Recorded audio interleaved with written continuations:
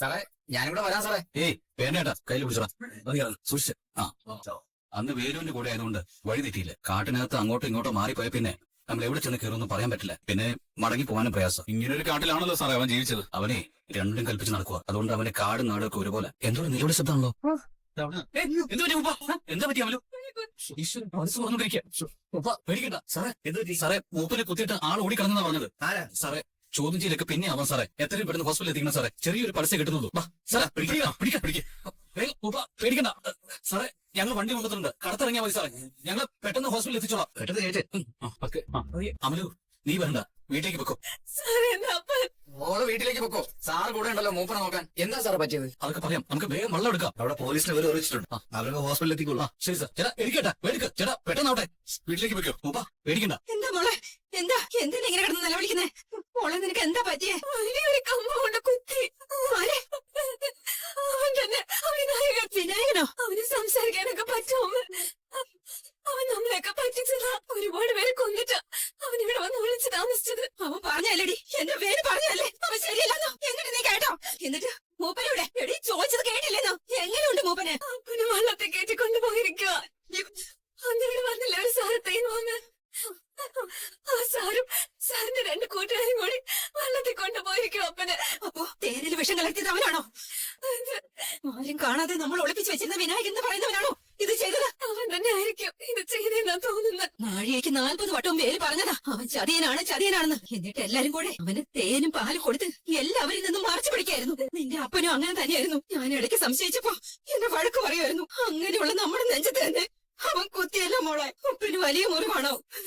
ഒരുപാട് ചോര പോയി. എന്റെ മലദൈവങ്ങളെ, കുഞ്ഞിന്റെ അപ്പനൊന്നും സംഭവിക്കില്ലേ? എന്താ സാറേ വെള്ളത്തിൽ വീണാണോ? ഏയ് ഞാൻ വെറുതെ ഒന്ന് നീന്തിയതാ. കാറിന് അപ്പത്തിട്ടാ വന്നത്. അതിനകത്ത് ഡ്രസ്സൊക്കെ ഉണ്ട്. മീനൊക്കെ കിട്ടിയോട്ടാ?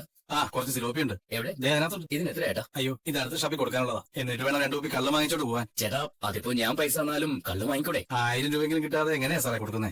ഞാൻ 2000 രൂപ തരാം. ഇത് എനിക്ക് തന്നൂടെ? ഇനി ഷാപ്പുകാരുടെ നീ എന്ത് പറയുമോ? സാരമില്ല, സാറെടുത്തോ. കുറച്ച് സമയം കൂടെ നിന്ന് വീശാം. എന്തെങ്കിലും കിട്ടുവാണെങ്കിൽ അത് കൊണ്ടേ കൊടുക്കാം. അത്രേ ഉള്ളൂ. അപ്പൊ ഇത് കവറിലാകട്ടെ. ആക്കിക്കോ. അതിനു മുൻപേ ചേട്ടാ ആ ഫോണും തരൂ. നീന്തിയത് കൊണ്ട് ഫോൺ എടുത്തില്ല. എനിക്ക് അത്യാവശ്യമായിട്ട് ഒരാളെ വിളിക്കണം. ഒന്ന് തരൂ.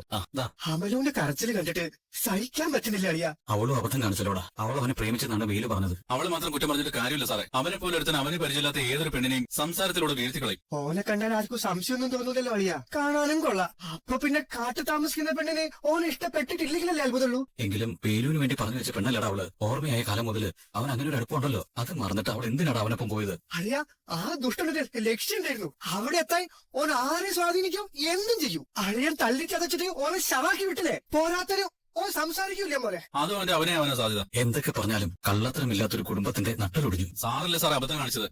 അവനെ കൊന്നൊന്ന് ഉറപ്പുവരുത്തെങ്കിൽ വല്ല കുഴപ്പമുണ്ടാവുമായിരുന്നു. അതെനിക്കും മനസ്സിലായി. ഇനി അതൊന്നും പറഞ്ഞിട്ട് കാര്യമില്ലല്ലോ. അതെ നിങ്ങളോട് നിൽക്കേ, ഞാനിപ്പോ വരാം. കല്യാണി അമ്മയും ഐസിനും മുന്നിൽ നിൽപ്പുണ്ട്. ഞാൻ അങ്ങോട്ടൊന്ന് പോയിട്ട് സാർ. ശരിയളിയ, ഇനി ആർക്കും സ്വസ്ഥത കിട്ടില്ലല്ലോ. ഓൻ ഇപ്പൊ പുറത്തല്ലേ, എന്തും ചെയ്യാൻ തയ്യാറായിട്ട് ഓന്റെ കൊട്ടേഷൻ ടീം പുറത്തുണ്ട്. ഓരായിട്ട് ഓൻ എന്തായാലും ഒന്നിച്ചിട്ടുണ്ടാവും. ഇപ്പൊ അതിനെ ഞാൻ ആലോചിക്കുന്നത്. ഇങ്ങനൊരു സാഹചര്യത്തില് കാർത്തികയുടെ കല്യാണം നടക്കുന്നുണ്ടോ? ഇങ്ങനൊന്ന് ആലോചിച്ച് നോക്കി. ക്രിസ്മസ് അപ്പൂപ്പന്റെ വേഷം കെട്ടിയിട്ട് കാർത്തികേച്ചിന്റെ വീടിന്റെ ആത്തോരെ ഒപ്പം കയറിയില്ലേ? അങ്ങനെയുള്ള ഏതൊക്കെ വർഷത്തിലാണ് ഇങ്ങനെ വരികയെന്ന് പഠിച്ചോടെ പറയാൻ പറ്റുള്ളൂ. എന്താ ഇവിടെ ഇപ്പോ കാഷ്വാലിറ്റിയിൽ ഒരാളെ കൊണ്ടുവന്നിട്ടുണ്ട്. ആ കാട്ടുമൂപ്പനെ.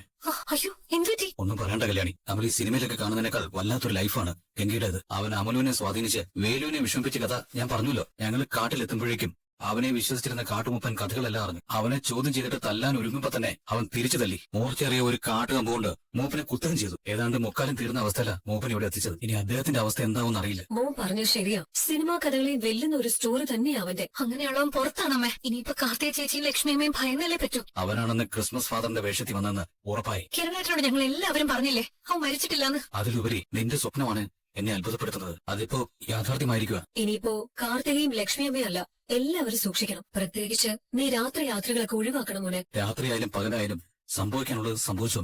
അല്ല അച്ഛന് എങ്ങനെയുണ്ട്? അച്ഛൻ ഇപ്പൊ റിക്കവർ ആയിക്കൊണ്ടിരിക്കുക. വിഷം അകത്ത് ചെന്നിട്ട് കുടല് പോലും പൊള്ളിപ്പോയെന്നാ ഡോക്ടർ പറഞ്ഞത്. നാക്കിനും തൊണ്ടയ്ക്കൊക്കെ പൊള്ളിലേറ്റിട്ടുണ്ട്. അതിനകത്ത് വിഷം മാത്രമല്ല സൈനൈഡ് പോലുള്ള എന്തോ ഒന്നും കൂടെ കലർന്നിട്ടുണ്ടെന്നാ ഡോക്ടർ പറഞ്ഞേ. ആ തേൻ എല്ലാവരും ടേസ്റ്റ് ചെയ്തിരുന്നെങ്കിൽ എന്റെ ജോലി എളുപ്പമായനെ. പക്ഷെ അവൻ അങ്ങനെ പെട്ടെന്ന് രക്ഷപ്പെടാനൊന്നും പോകുന്നില്ലമ്മേ. ഇനി അവനെ കണ്ടെത്തി ഒന്നു കളയാതെ എനിക്ക് വിശ്രമമില്ല. എനിക്കറിയാടാ നിനക്ക് സംസാരിക്കാൻ കഴിയും. കേട്ടല്ലോ, ഇവൻ സംസാരശേഷി ഇല്ലാത്തവനല്ല, നന്നായിട്ട് സംസാരിക്കുന്നവനാ. ഇവനായിരിക്കും ആ തേനകത്ത് വിഷം കലർത്തും. ഡോക്ടർ മൂപ്പൻ എങ്ങനെയുണ്ട്? നിങ്ങളിവിടെ കൊണ്ടുവരുമ്പോ ജീവന്റെ ഒരു തുടിപ്പേ ഉണ്ടായിരുന്നുള്ളൂ. ഇപ്പൊ അതും ഇല്ലാണ്ടായി. ആള് പോയി. എന്തായി കിരണേട്ടാ? പോയി മുമ്പ് മരിച്ചു.